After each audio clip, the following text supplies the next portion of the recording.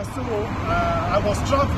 I had to come down from my vehicle to do this short video to say that it is a lie, it is a rumor, and all members of Labour Party and members of the public should disregard the rumor. You know, enemies, political opponents are doing their handwork, and you know, these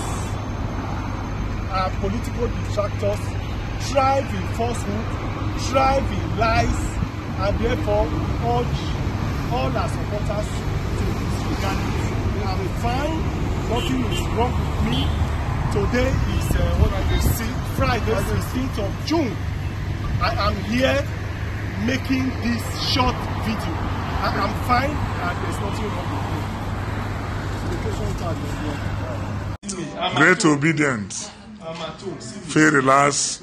Everything is okay. My national chairman is sound and hearty. There is no cause for alarm. Julius Abure was not arrested. He was never arrested. That's information I want to put across to you. He's fine. I'm right in his parlor. You can see him relaxing. You can see him relaxing in his house. There is no cause for alarm. Yes, I'm with my national chairman in his house. What did you say? No skin pain. You can see him relaxing. Obedience, calm down. Those who are fighting the P2B are the one fighting the Labour Party. We are taking back our country.